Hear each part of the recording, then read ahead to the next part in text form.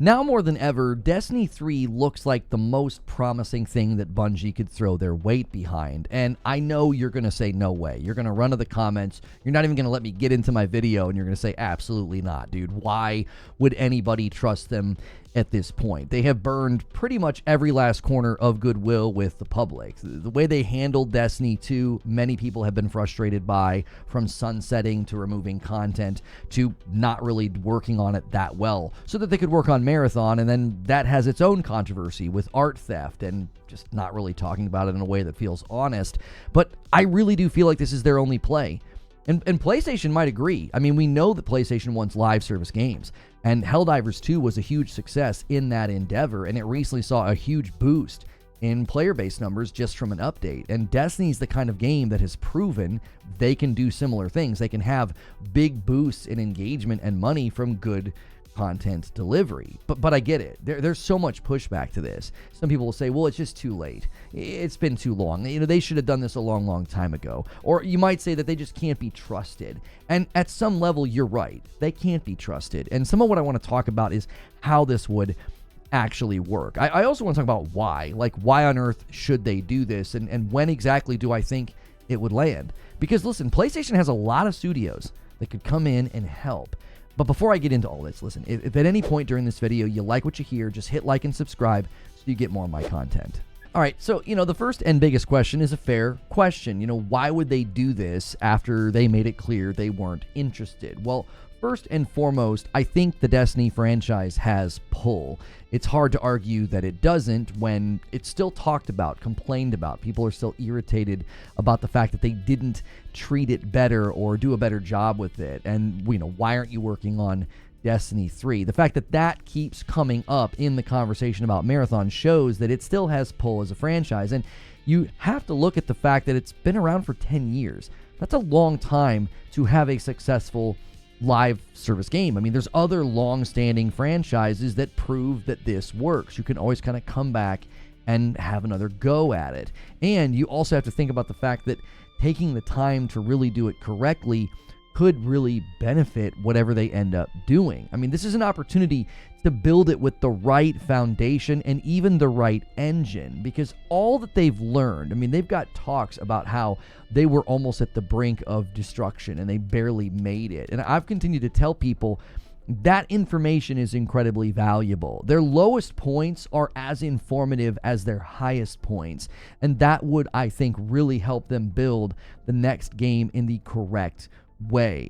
Something that's been sort of frustrating about Destiny since its inception is they've always sort of been chasing their tail. They've always had to start almost behind the 8 ball because of the way that the game first came to market and then the way that the second game came to the market. So I think really doing it the right way from moment one is why this is a reason they should do it. I mean, it has pull, and they've never really truly gotten to build it with the appropriate building blocks. Now, clearly Bungie didn't want to, okay? The incubation, thing that they were doing, that was their path away from Destiny.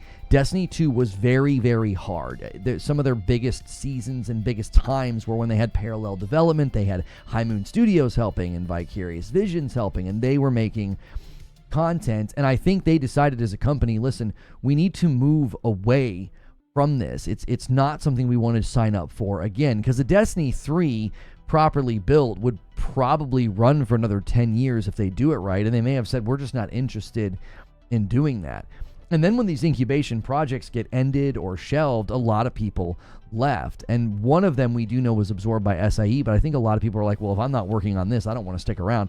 I don't want to work on Destiny anymore. That's kind of my theory. Even if you don't buy into my theory, they still needed a way to pivot. I mean, Destiny 2 was going to run out of gas. They clearly didn't want to do Destiny 3, but I do think that another reason to do this is I think PlayStation likely wants it. We know they want live service. Destiny's a very valuable IP to just indefinitely shelve. I mean, Destiny Rising just dropped a trailer that shows a lot of promise, and that's a mobile game. Having that be the ambassador for Destiny going into the future instead of a new, well-built, fresh Destiny just seems like a massive missed opportunity. I can't see PlayStation looking at the value of the IP and its long-standing presence in the market as sort of the Paragon live service looter shooter. So many other games have tried to replicate what they have and what they've done. I mean, you can disagree with their decisions and be critical of how they've handled things along the way, but there have been a lot of people that have tried to do what Destiny did, and they have failed. And it'd be weird, I think, for PlayStation to not look at that and think, well, let's just let it sit and never do anything with it, because they could get it right. And I've always said, somebody is building the next big looter shooter, and the person to do it, the company to do it, would probably be Bungie. So that leads to the next question, though. How would this work, given we know that they kind of don't want to?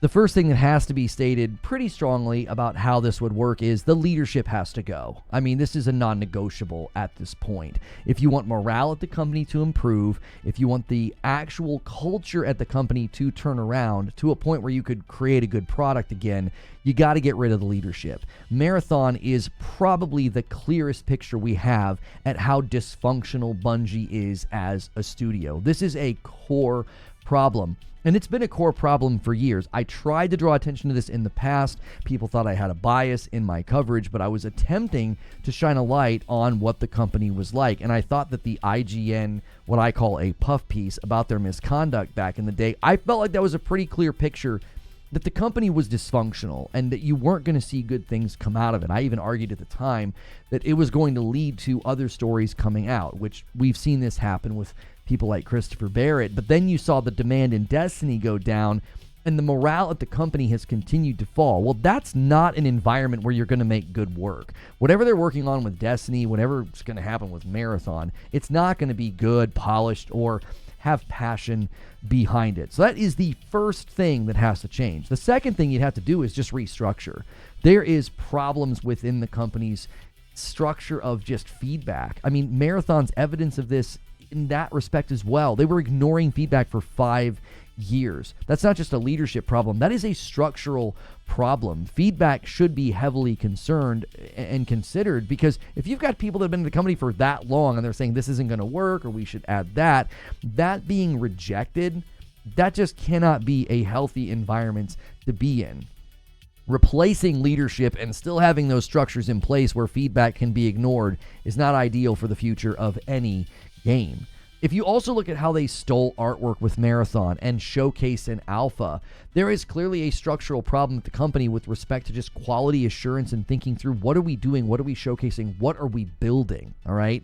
Now, the second thing you would do, I think after this, or the next thing you would do, is you would let folks move to other studios if they don't want to build Destiny 3. You've absorbed people into SIE. You've got this new studio you spun up with one of the incubation projects, and you've got other studios that people could go and work at. I mean, I definitely don't want people working on a Destiny 3 if they don't want to work on it. You would need to give people that option, which sort of leads to the other thing that they could do. They could lean on their other studios and say, hey, does anybody want to come work on the next Destiny? Like, think about Guerrilla. There could be folks there that are kind of tired of Horizon. It's been 10 years that they've been working in and around the Horizon universe, and maybe they want to go back to working on a shooter again. I mean, these are the guys that made Killzone, which makes you wonder, maybe they could even use the Decima engine, since it was used for Killzone. Like, hey, could you guys capture the feel of Destiny? Because I do think the engine is a severe problem, and a future Destiny would need to be built in something that is more agile, that allows them to build, make changes and iterations a lot quicker than they've been able to. What about Santa Monica, right? They made it clear they wanted to move on from the Norse mythology. They didn't want to stay there for forever. Well, maybe there's some people there that are ready to move on from God of War. They've got good writers there, good character artists. That could add a lot of punch to your workforce working on like a Destiny 3. And then you've got Bend. I mean, they were just working on a live service title. It was a shooter of some kind, and that was canceled. I mean, they might even be able to help with shooting mechanics. I think the shooting mechanics in Days Gone are actually quite good. Very different style from Destiny, but I think that can be helpful. Now, you would really want to restate, though, that the leadership has changed and been restructured. You want people to want to work at Bungie, okay? That you got to make it appealing as a studio to work. Like, as it stands right now, I don't think anybody would want to work at Bungie, okay? That's a bigger problem than just whether or not you try to get people from your other studios to come work on Destiny 3. What's going to happen at the company as far as like just trying to get talent to come and work in the halls of Bungie. So that's the why and the how. The other question then would be when. When would they ship this, and when would it show up? So when it comes to the timing of releasing something like Destiny 3, the first thing we have to look at is Destiny 2. I do think you'd have to let it sort of slowly die. You would need to let this game sort of start to run on fumes, which means you might need some PlayStation funding. Okay, they would need to approach PlayStation and say, hey, listen, we need you to fund Destiny 3 or we're done as a studio. Like, you're not going to make enough money from Destiny 2 to fund this effort, especially if I think you would need to just start taking people off of Destiny 2 entirely. Now, this would put PlayStation into the power to negotiate leadership changes. Like, yeah, sure, we'll fund the project, but we need this company restructured. We need leadership gone because we're going to want to bring more talent, maybe even bring people from other studios to Bungie. And that would put them into the seat of power in that negotiation, which means you have to do an official EOL announcement of some sort with Destiny 2. I mean, the game's going to come to an end no matter what. If you're able to do it early and do it decisive, in a decisive way, remove that financial reliance that you currently have. Like, the company basically needs Destiny 2 to keep making money, and that's not going to be enough to fund Destiny 3. You're sort of in a downward spiral at that point. So get the funding, get then an impetus to basically stop supporting D2 in such a significant way, stop feeding it content, stop relying on it for your production costs. And then I think you need to leave breathing room. I think going dark is valuable. Silence can be very potent.